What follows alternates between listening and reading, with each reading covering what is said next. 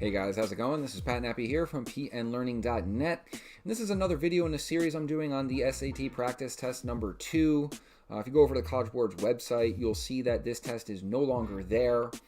So I've dug it up and I'm going through every single math question and I'm going to try to give you guys the best possible solutions. And so just as a reminder, this is a part 3 question, so there are no calculators allowed for this one. And with that being said, let's get started.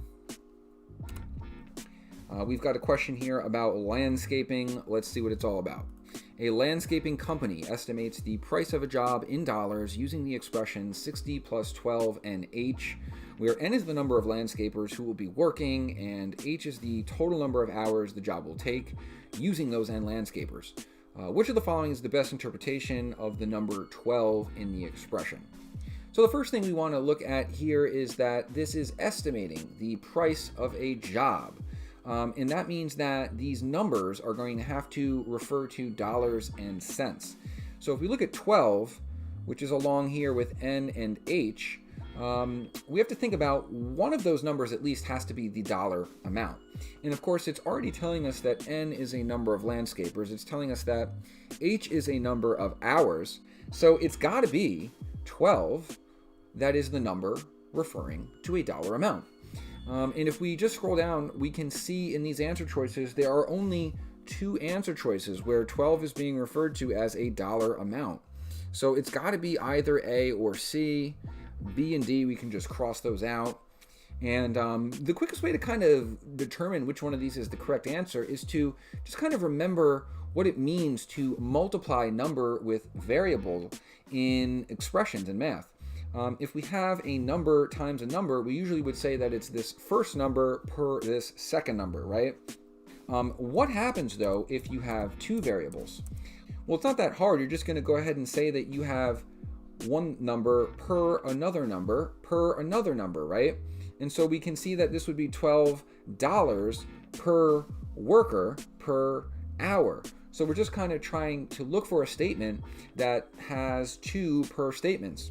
And if you just look at choice A, it ends up being the correct choice because it says that it's $12 per hour, and then it says for each, which is really just another way of saying per landscaper. So it's definitely going to be choice A here.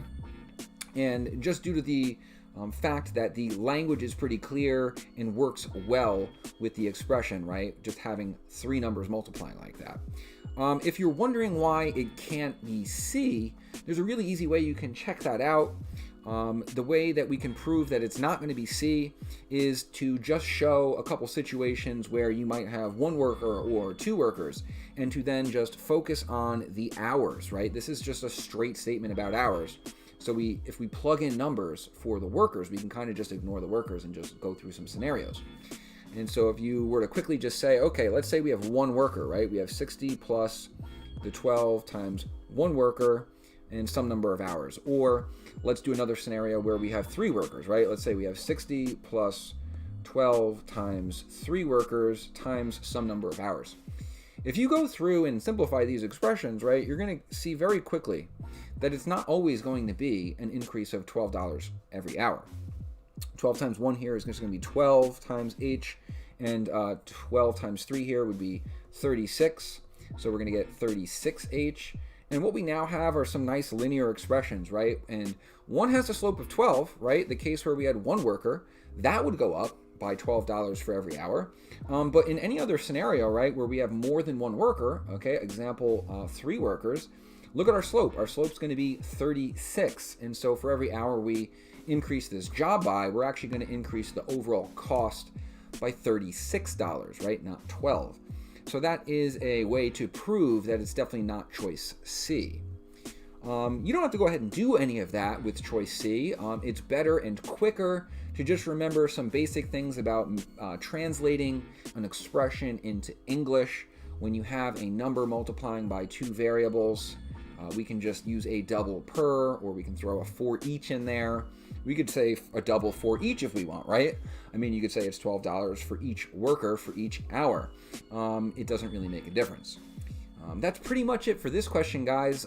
If you could think of a better or quicker way to go through this question, definitely leave me a comment. I also want to remind people that I offer one-on-one SAT prep and group SAT prep at my website, PNLearning.net. I'll leave a link in the description.